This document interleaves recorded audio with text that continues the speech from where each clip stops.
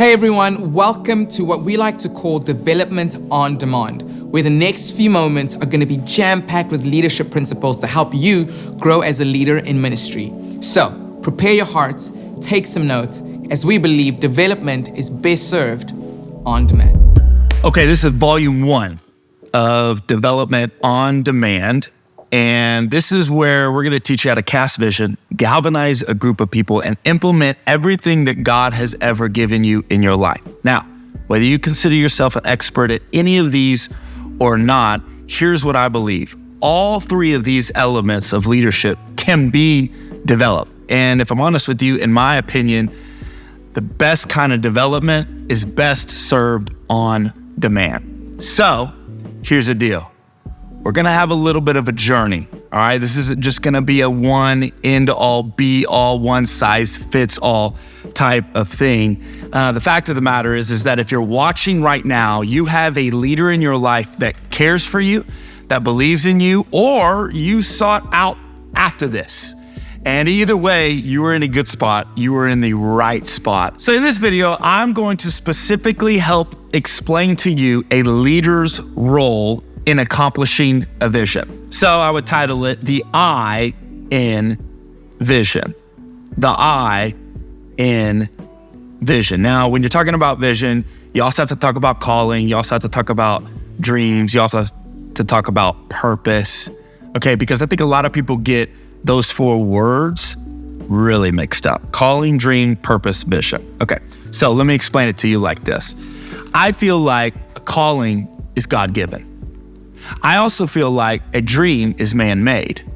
I think they can both coexist and coincide within each other, but one has to be in front of the other, okay? When I first came to Elevation Church, this was something that I had to wrestle with for about 14 weeks. I was literally told, hey, we're excited that you're part of this apprenticeship program, and we're really looking forward to the value that you can bring to this church, and blah, blah, blah, blah. And 11 weeks in, they're like, hey, look, you're not gonna have a job at the end of this. We had high hopes for you, but if we're honest, you were kind of our number 1 bust. Now, here's what I know you're thinking. Wow, it's pretty harsh. And it was. But I'm very grateful for it and glad for it. And I think there's a lot to say about that intense conversation that a leader had with me in order for me to get to the place that I needed to get to. After that conversation, I realized that at the age of 15, I had been called to full-time ministry. I was at a summer camp. It was night 3. And I can remember that was the first and only time I ever heard the audible voice of God. And he said 3 words, the local church. Now at 15, I had no idea what that meant. And now looking back at it now, 19 years later, I can really be able to give some explanation behind it. In essence, God was placing a call on my life. That my entire life was going to be about the local church. Everything that I do, everything that I am, was going to be about the local church. Now, as I began to get into ministry at 19, I said, okay, I'm actually gonna start doing this thing, and had my first job. I was a creative director for a NextGen ministry, ironically enough, and I was writing a 45-minute family service script once every month. And I would have to create this family service that would hit 6-year-olds and then 60-year-olds. Okay, that was my first job. I don't know. I mean, the amount of SNL skits that I stole and put together, and how many of you remember the Whose Line Is It Anyways? Oh my gosh, I would take those things, put them in. I used puppets, I used videos, it was everything, and it really taught me a lot. But as I kept going through ministry, what I realized was throughout ministry, I would start to have these dreams come to me. I would start to want to preach some more. And then I would, what would it look like if I was a youth pastor? And I began to almost conjure up these dreams of what ministry could look like. And, years would go, down the road, and I would literally be so infatuated with the dreams that I had created that I had completely forgot about the calling that God had placed over my life. Now, here's the deal. Were the dreams bad? Absolutely not. That's not what I'm saying here. But I think we've got to define these 4 words before I can even talk about the importance of vision. Calling is God-given, but dreams are man-made. And the reality is when I came to Elevation, I was actually told to do something that I wonder if people or if leaders in this generation would even allow themselves to do now. This is what I was told to do. I wasn't even really asked to do. It was, can you put your dream on the shelf? Can you put your dream on the shelf? That was a question that I was asked, but I knew, and they knew, that man, if I really wanted to be a part of everything that God wanted for me, I was going to have to put my dream in its place. And for that moment, it was on a shelf. So could I put preaching on stages on a shelf? And for the next 14 weeks, I wrestled with that. I had to get to a place of my calling was more important than my dream. And if I'm honest with you, I had to realize all the things that I just told you about my calling, that I even had a calling, okay? And so it was a long process. And I'm not telling you this so you can be like, oh, wow, damn, did it. No. It's a lot less about that and more about, would you even be willing to go through the process of putting a dream on the shelf? Would you be willing to ask yourself the question, what really is your calling? Okay, so then you have your purpose. Okay, now purpose is very interesting. I've gone back and forth on this many times, and if you've ever heard me speak, you'll probably hear me contradict myself. But anytime you're a part of ministry for a long time, you're going to contradict yourself because God's wisdom is happening. And there's things that I did not know at 20 that I now do know at the age of 34. And so when I think about purpose, one of the best things that I think about is scripture, where he says, we are all called according to his purpose. That's my purpose, to live accordingly to his purpose, right? To live accordingly to his purpose. So when people are preaching, you got a purpose. Yeah, you do. To live accordingly to his purpose. What is his purpose in your life? You must live now accordingly to that. And then you get to vision, right? The vision for your life. People talk about, how do you have such a big vision for ministry? Or when I think about my pastor, Pastor Stephen, our pastor, we know that, oh my gosh, this man is a savant-like visionary, right? The vision is out of control. But what we know about him, what we've been able to have access in with him, is that he's got a vision for his life, right? To put God's word into people's heart. So then how can he have a vision for the ministry? Well, because he has a vision for his life. My question to you is, do you have a vision for your life? You can't have a vision for, well, actually you can. You probably can have a vision for ministry. It's just not gonna go very far if you don't have a vision for your life. Do you have a vision for your family? Do you have a vision for your future?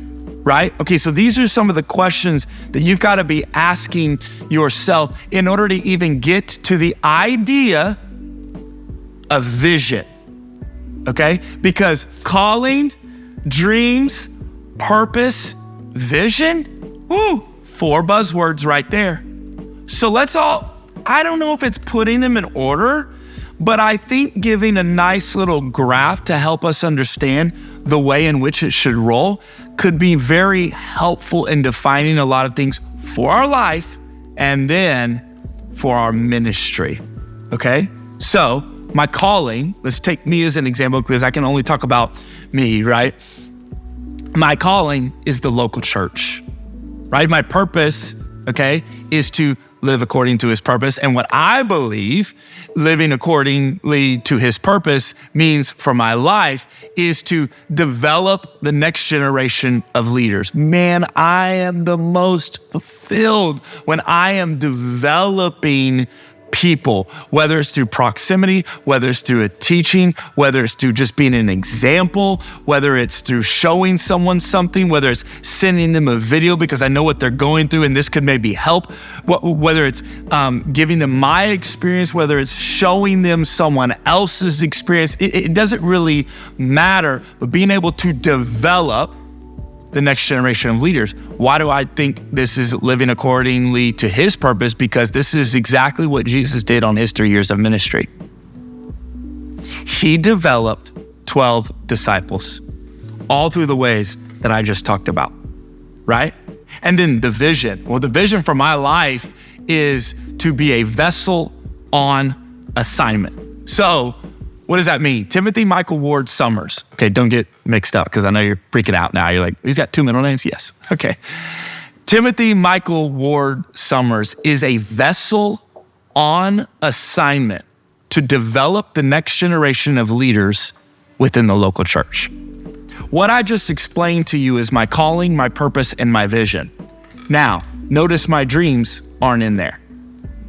I wouldn't necessarily put my dream in the order or in that linear graph of those three. I think it's a subtext of the calling, but it can never become a part of that trinity, if you will, right? The dream is more of like the icing on the cake. If it happens, it happens. If I get to go preach around and travel, cool. But I'm also not limited to that, right? So I think that's really, really important. Again, they can coexist, they can coincide, they can work together, but I want you, okay, as a youth pastor, as a leader, as a senior pastor, as someone a part of an organization, as a direct report, as a volunteer, as a team lead, doesn't matter. I want you to be able to understand, articulate, communicate your calling, your purpose, and your vision, right? And as well as your dreams. So when people ask me, man, what are the dreams that God's placed in your life? Don't be talking about calling in that moment. Let's be able to be intentional with every definition that we give. But I think that's the first step when talking about vision. Okay, so do those things, right? Now you could press pause. Okay, we've been talking for the last 15 minutes. We press pause and figure that out. You know, you might come back to this 14 weeks later. Totally fine. That's totally fine, right? Now, some of you like, oh, you know what? I feel like I've got a call. I feel like I got a vision, but maybe there needs some of that purpose. What would that be able to look like in my life? Now, you get that for your life. Now we start talking about the vision of ministry. Now, I've titled this whole thing, The I in Vision. Well, what is vision? What is vision? Many people give many definitions of vision. So I'll give you mine. Vision is when you take your imagination, God's wisdom, bring it all together to create a plan for the future. Okay?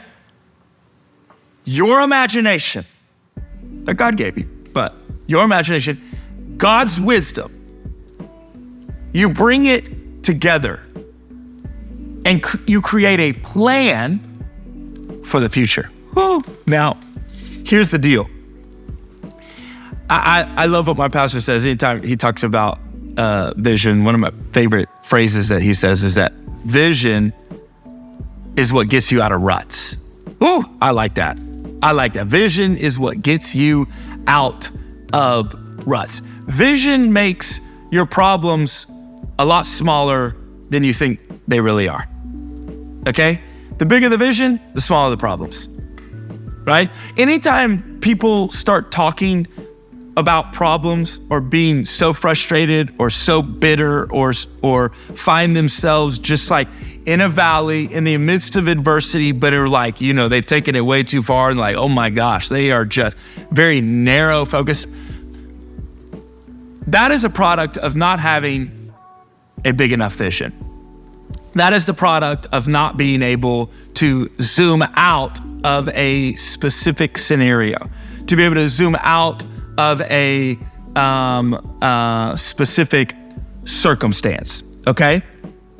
So whenever you think about vision, I think it helps when you can understand how to zoom in to an issue and how to zoom out and see how little that issue may really be, okay? So when you think about vision, imagination, God's wisdom coming together to create a plan for the future, all right, that's 4 key elements. All right, now some of you are thinking about that and going, okay, well, I don't have really much of an imagination. But maybe you're really in tune with God's wisdom. And you know how to plan. You're very strategic. You understand organization, and you understand how to get from point A to point B, but all you keep looking at is the past, and you never know how to look forward towards the future, okay? Now, this is interesting because now if we're talking about vision being 4 key elements, imagination, wisdom, planning, and the future, okay, that begins to now define to me what a visionary is. A visionary is someone who can do all 4. Right? Like, think about this. Like, we will even use the word vision as like a cop-out and only have 2 of the 4 ingredients. And we're like, why did that not last? Because that wasn't vision. That was imagination and a plan. Right? But you didn't have God's wisdom with it, and you didn't look towards the future. You were still looking toward the past and what happened 10 years ago, okay? So it's the culmination of all 4 elements. Your imagination. You could, again, you could have 3 of these. You could have all 4 of these. You could be really good at 2 of these. The fact of the matter is this. I don't think that you just have to be this amazing visionary and that's all you do with your life, and then no one else needs to do that because you're the best at that. Here's what I know. My pastor is arguably one of the greatest visionaries I have ever come in contact with, have ever heard of, have ever known about, or will ever read about, or will have ever seen, okay? For real. Like, it's out of control. Does that mean that I shouldn't be a visionary? No, absolutely not, right? Now, is that my natural gift? It might not be that for you, right? And this is something that I want to talk about, the tension of like, oh, well, he's a visionary. I'm not the vision guy. I'm the detailed guy, or I'm the detailed girl. No. Don't give me none of that stuff. I think vision should always be something, it should always be the tool that you can pull out, okay? You should always be able to bring vision to something, whether you're a visionary or not, right? And so how you do that is being able to develop it, to grow in it, to learn in it, being taught it, right? And then to exercise it, experiment with it. I think this is really, really important, okay? So you got imagination. I don't have to explain that. You got that God's wisdom. I don't have to explain that. You should be in the Word, okay? This should be something that should be very natural to you. But for some of you, you're really good at imagination. You've got creativity. You know how to take something and take it to the next level, but you have no direction of God's wisdom. right? And then it falls short and you wonder why. I'm just letting you know, you want to be able to have all 4 elements. Some of you, really bad planners, right? Not very strategic, okay? And then some of you can't look 2 weeks ahead because you're so focused on now, or you're so worried about what's happened before. You got to be, all I'm saying, and I'm kind of harping on this because I think it's really important, especially when it comes to vision, understanding what vision actually is. You have to be able to have all 4 of those elements. Okay, now, talking about imagination, talking about God's wisdom, talking about planning, talking about the future, right? When I think about the future, I'm thinking 2-3 years ahead. Now, I'll be honest with you, my pastor, he probably thinks about 5-6 years ahead. And prime example, April 18, 2018, this man in a staff rally with 150 people is literally prophesying, okay? Looking back at it now, we're like, it was prophetic, okay? Saying, hey, why does the youth ministry not have a YouTube channel? We're so worried about being on stages and preaching when the reality is that the next generation is going to be watching preachers on a phone, right? These are things that he was saying, okay? He said, man, I bet, he's like, literally there's a whole clip, and most of you have seen it, but he says, I bet in 2020, every conference is on a phone. Well, 2 years later, we all know 2020 hit, and every summer camp, every conference, if we did one, if you did one, right? I know that we did one, okay? Why? Because we had imagination. We had God's wisdom. Thankful for our pastor. We had a plan for the future. We didn't know COVID was coming, but we were thinking in advance, okay? Now, are we right about everything that we're thinking about? No, absolutely not. The majority of the time, we're actually wrong, right? It's constantly shifting and moving. There's ebbs and flows. And one of the next DODs that we're going to talk about is having that flexible vision, but a concrete conviction, right? It's a both and, okay? But I want to stay on this. When you think about vision, and I think it could be really cool, is if we can put it on the screen and post, they'll probably do it, right? I want to spell it out. V-I-S-I-O-N. Okay? V-I-S-I-O-N. You know what's interesting about the title of this, the I in vision? There's 2 I's, right? Probably noticed that. The I in vision, what? Which eye? Which eye are we talking about? Well, there's 2 eyes in vision. Interestingly enough, there's 2 eyes on your head or in your head. Is it on your head or is it in your head? That would be interesting. Who knows, right? But you have 2 eyes. So let's start early. First off, the I doesn't stand for insecurity, okay? When you have a vision, you can't be harping, focusing, thinking about, doubting 90% of the time about your insecurities, okay? As humans, we're all insecure. Let's get over it. We got it. Cool. Sound good? If I'm honest with you, when I look at church leaders, when I look at youth pastors, when I look at people who are part of the church, especially now after going through COVID, what I've realized is that insecurity has killed more vision than pride does.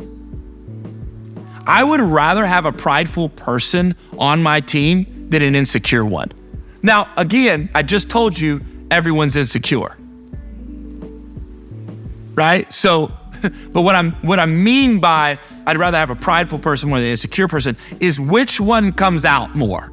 Right? I would rather have the prideful person because then I can direct that. I can guide that. I can pull the reins back on a horse. I learned here at Elevation where it was way easier to pull back the reins on a horse and to stop him than to push a horse. You ever tried to push a horse? It ain't easy, okay? Right? It's a lot easier to pull someone back. I'd rather we have a wild person on our hands and pull them back. Hey, let me guide you to this place, right? Than to have an insecure person who's so hesitant and doubting and won't even make a step. I gotta motivate you every single day? No. I'm not about that, right? So the I in vision is not about insecurity.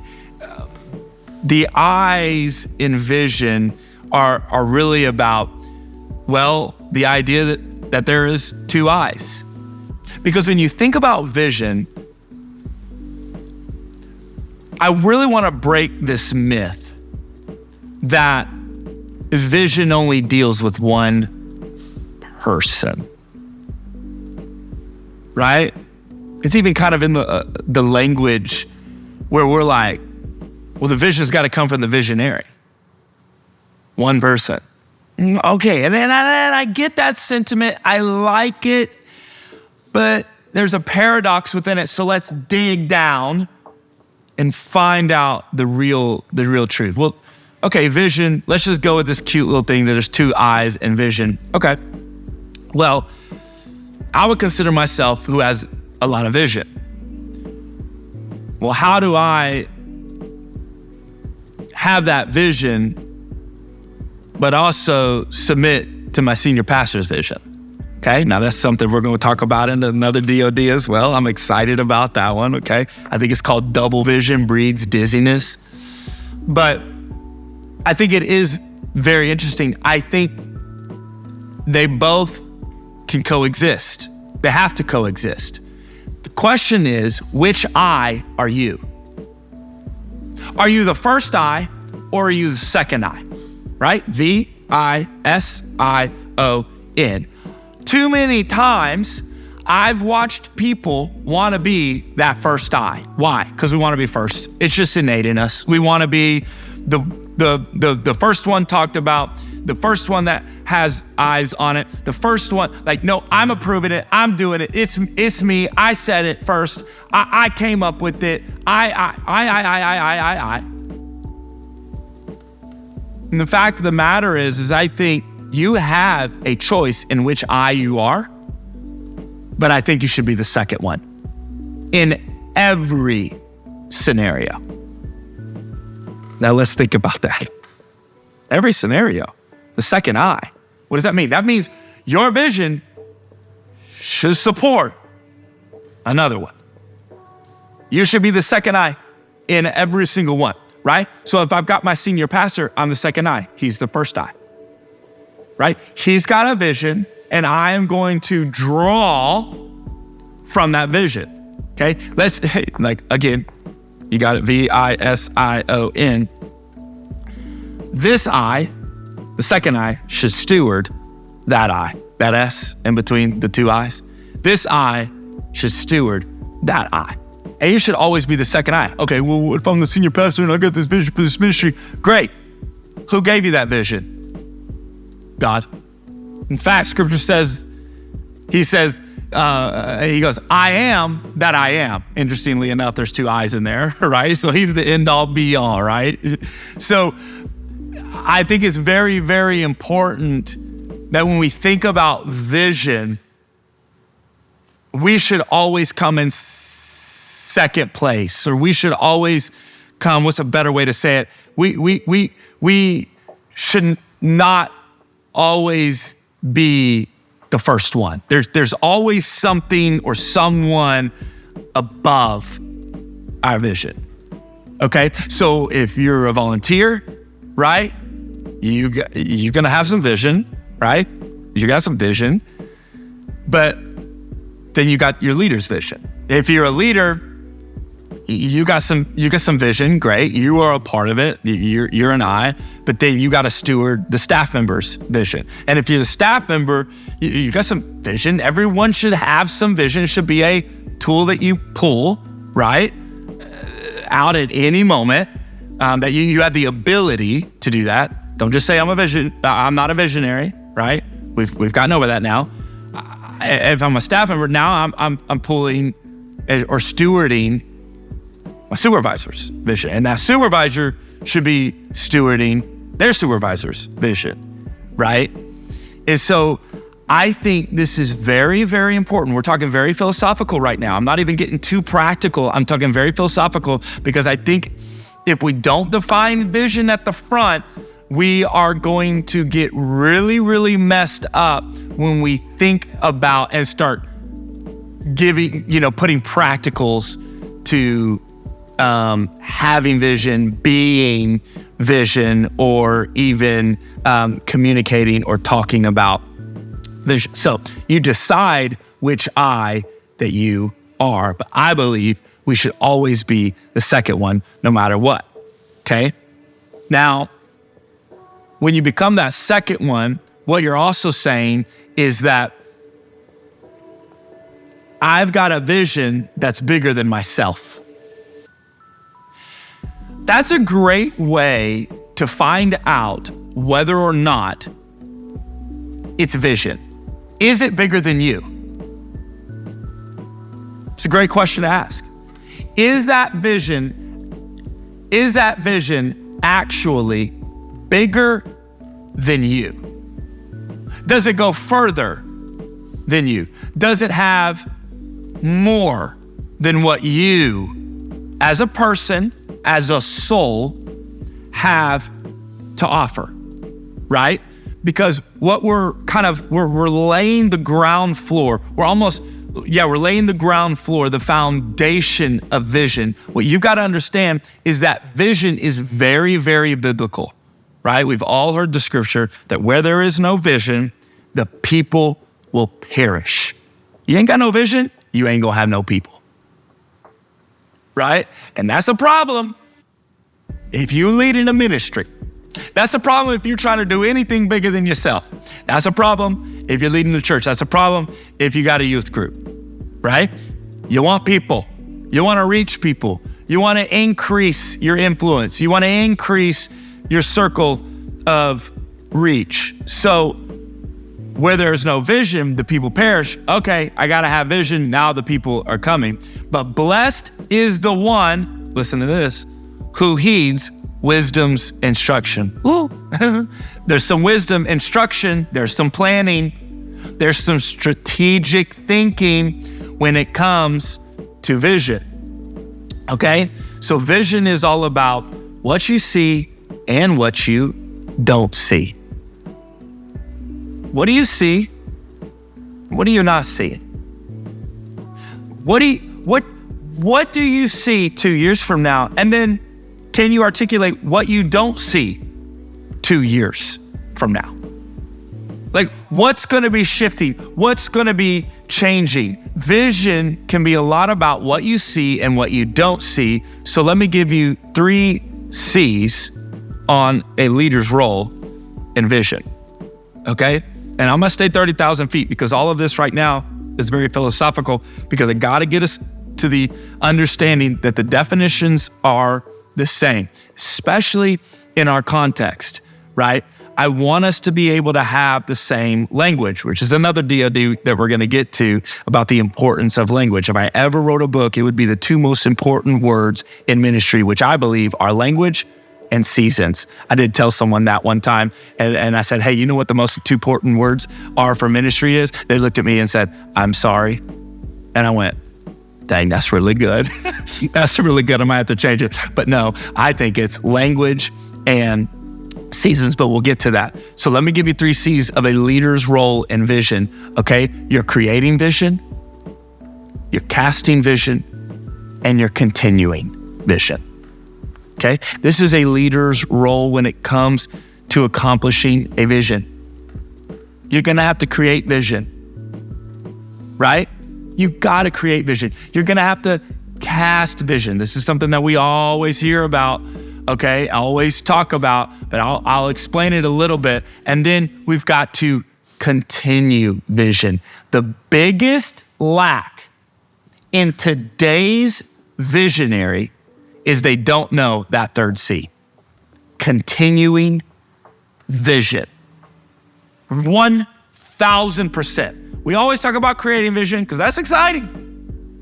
We always talk about casting vision because, woo, it looks really good on Instagram. But continuing vision, You don't see many people doing that. In fact, you see more churches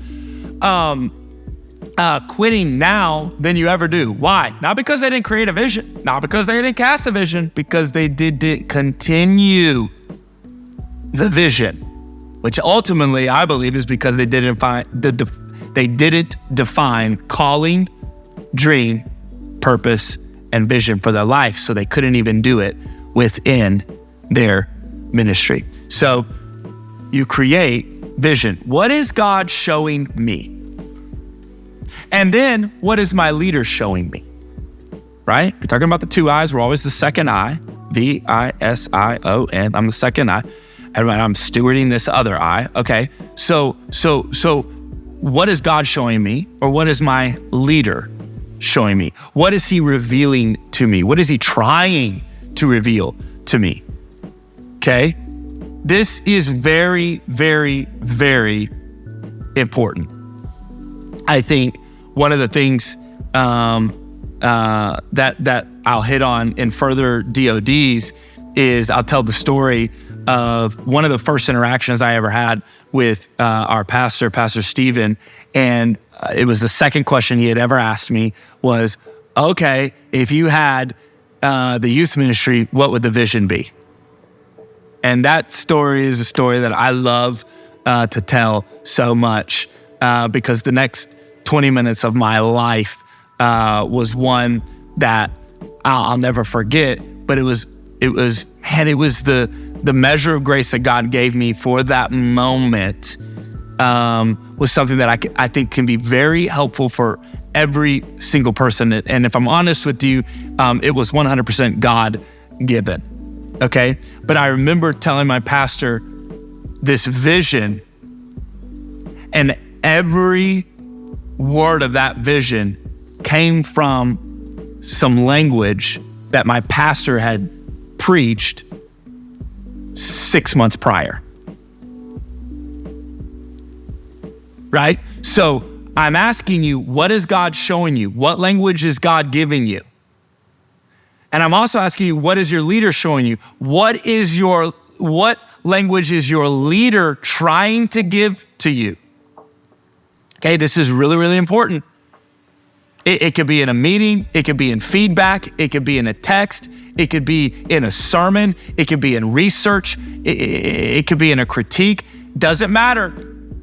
If you got a visionary above you, if you've got someone who knows how to adequately give vision, which I will say everyone is constantly giving vision, it's just whether or not it's good or not, okay? Whether or not it's efficient or not, beneficial or not. But what is that vision being given to you? That's things that you've got to be looking for. That is what I'm talking about when I talk about creating vision. I am not just talking about whiteboard vision.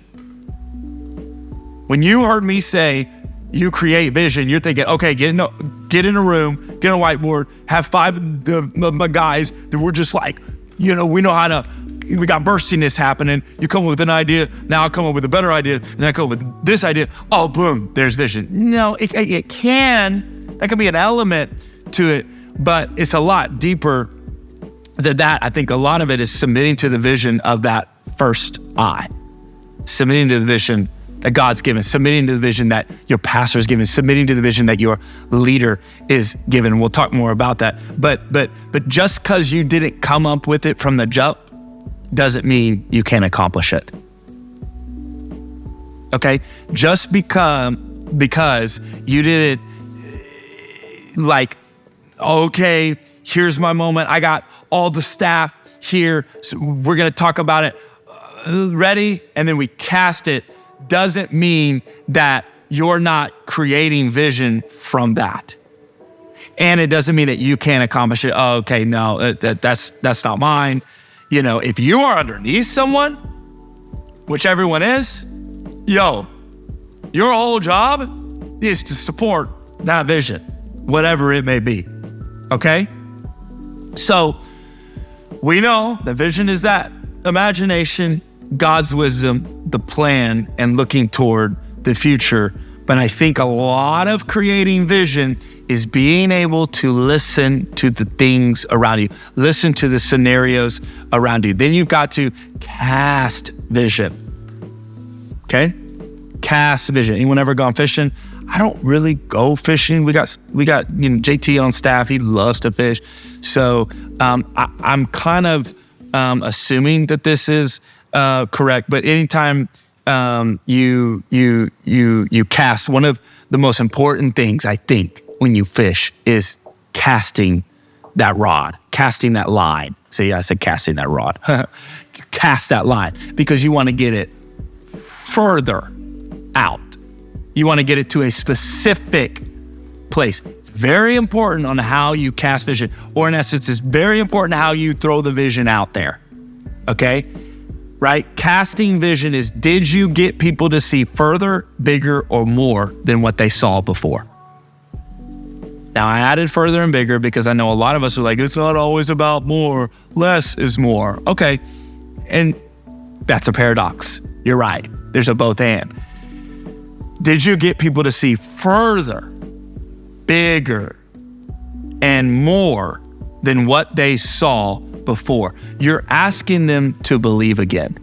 You're asking them to zoom out. Don't just look at this one thing that you're focused on. Look at the whole picture. Ever done a puzzle before? It's really hard when you're just looking at the corner and you're like, what is this? What is this going to be? When you start to zoom out, get away a little bit and go, oh, this is how all of this plays a part in the whole thing, in the whole vision, in the whole ministry, in the whole scenario, okay? So casting vision, the important part is being able to get people to see further, bigger, and more than what they saw before. But you've got to do it in the same energy, you've got to do it in the same spirit, and you've got to do it in the same language in the way that it was shown to you. I will watch a lot of people miss it right there. You got to have the same spirit, the same energy, and the same language in which you heard it. Because now you have a stewardship to get it to other people, right? It's like, oh, I'm not a visionary. Okay, so you're just never getting vision out to other people? See, that's why you can't say that, right? It's always got to be a tool you can pull out at any moment, right? Because you got to get the vision out, or it stops with you. Now what? That's not what we're trying to do. That's not what Jesus taught us, right? The Great Commission, go and make disciples of all nations. Okay, I got to get this out, all right? So when I'm casting vision, right, whether it's been given to me, whether I've modified it, whether I've heard it this way. Okay, now this is how it works within my department. That's what I mean by modifying it. Okay, I got to get that vision now to my direct reports, now to my volunteers, now to the people underneath me, whatever, however you want to classify it. You got to get it to this next category because I hate levels. So let's just talk about it in categories. I got to get to this next category, but I got to do it with the same spirit, same language, and same energy, or they're not going to feel it the same way that I felt it. Okay? And here's the deal. Vision it's just theological or just philosophical. No, it can be detailed too. It can be both, right? It doesn't just have to be this 30,000 feet. Like this one's all about 30,000 feet. We're talking about definitions. We're talking about, philosophically, theologically, what is vision? Where does it lie in between dreams and purpose and calling and all that stuff? But the next 7 are going to be very, very practical. And even now, I'm talking about creating vision, casting vision, and then the third one would be continuing vision, which I had a little bit on. Vision leaks. Have you ever think about it like this, and this will be the last point to this part, or this volume of development on demand. Think about a funnel with a bunch of holes in it. Okay, so you got the funnel, and then you got it's like, you ever change your oil? I got an electric car now, so I ain't got worried about any of that. But you ever change your oil, you use a funnel, and you right, and it goes down, and it's got that one hole at the bottom. But could you imagine having a bunch of holes in that funnel? and then pouring all that oil and it just going everywhere. Okay, that is what I mean when I talk about vision leaks. You got to imagine a funnel with a bunch of holes, okay? And you're constantly pouring vision and it's leaking out on everyone, which is a good thing. But here's the fact of the matter is that you're going to have to keep pouring and pouring and pouring so you can stay filled, so you can stay overflowing, so you can stay pouring out and leaking, if you will, on everyone else, right? I'm trying to give you a picture. I'm trying to give you an analogy that'll be very helpful for you, because I think vision leaks, when we say vision leaks, it could be like a good thing and a bad thing, meaning not like a bad thing, but it could be a good thing in the sense of like, yes, when I talk about it, it's gonna get on everyone. But guess what? I'm gonna have to do that tomorrow and the next day and the next day and the next day. It's not gonna last for 2 years and be done because I said it once. Does that make sense? You should be casting vision at all times in everything that you do. If you're coming in contact with a person, you are continuing that vision by casting and creating constantly. A lot of C's right now, right? You're constantly pouring out. Vision should never stop. It is a constant flow, okay? Because again, if you're the last person to hear the vision and you're not casting it, you're not continuing that, you're not delegating it out, you're not getting it out to your circle of influence, your increased reach, then what are we doing? Now it's stopped, and here's the deal, it can't stop with you. So again, you might not be the head visionary. However, you should be able to communicate and carry the vision so that you can open up other people's eyes bigger, further, more, who may have not seen it when you saw it. Okay, you are trying to get people to see things exactly the way that you saw it when you were told the vision. That is a part of continuing the vision. So do you get it right every time? Oh, absolutely not. When pastor gives vision, oh my gosh. I believe it's an art to be able to now take that, give the same language, give the same spirit, and give the same energy in casting it and continuing it 2 years later, 3 years later, 4 years later, right? It takes work. I miss it a lot of times, right? But it's something I want to constantly be working on and evaluating myself on. I think it's really, really, really, really important. So all three parts of this role are vital to vision actually working, creating it, casting it, and continuing vision. I truly believe that you can't have a successful vision without all three of these. So that's a lot. It's philosophical. It's very 30,000 feet high, okay? And we're gonna continue to get lower and lower and lower. Chew on this for a while. Download it. Don't just hear one ear, out the other. No, download it. Get it into your soul. Once it gets into your soul, let God breathe on it, okay? Let God breathe on it for a while. Begin to operate in this, experiment with it, fine-tune these things. Talking about imagination, wisdom, planning for the future, being able to create vision, cast vision, and continue vision, but defining all that under calling, purpose, and vision. Woo! While on the shelf, a dream is there, icing on the cake. There's a lot. Let it download, let God breathe on it for a while, and then come back next week for some more development on demand. I love you. Thanks so much for watching Development on Demand. Take a second to reflect and download everything God was speaking to you throughout this time. And after you're done with that, share it with a friend or another leader in your life, and we'll see you in the next one.